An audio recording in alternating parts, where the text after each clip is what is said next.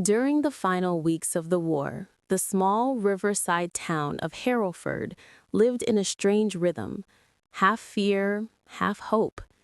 Every dawn carried rumors, every night carried prayers, and in the middle of it all stood Evelyn Carter, a 29-year-old nurse whose kindness had become the town's quiet heartbeat.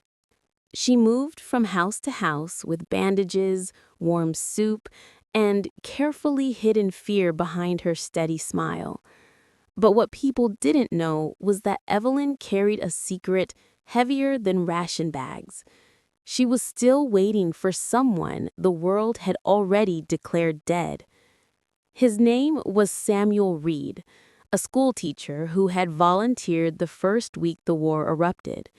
He was known for his quiet laugh, his ink-stained fingers, and the way he looked at Evelyn as if she were the only safe place left in the world.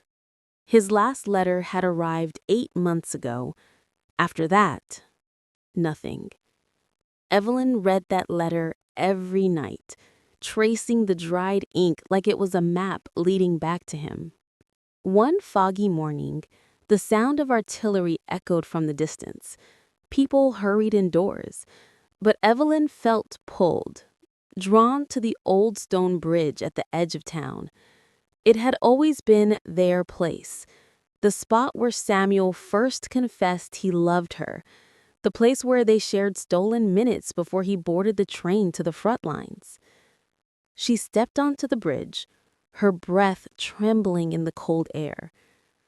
A single lantern swung from a post, casting flickers of gold through the fog. And then, a silhouette emerged.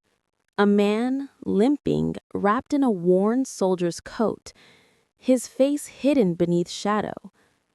Evelyn froze, her heart shattered into 100 questions. The man stopped, lifted his head, soft brown eyes she had memorized long before the war. "Iv?" His voice cracked.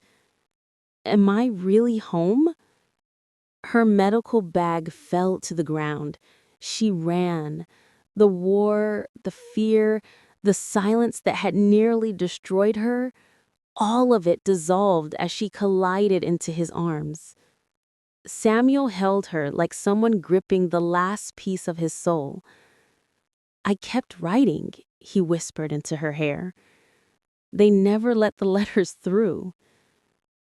Evelyn pulled back just enough to touch his face, to make sure he was real. "You came back," she breathed. "I had to," he said. "You were the only thing that kept me alive." Fog rolled across the river. The lantern glowed brighter as if blessing their reunion. Around them, the world was still at war. But for the first time in months, Evelyn felt it.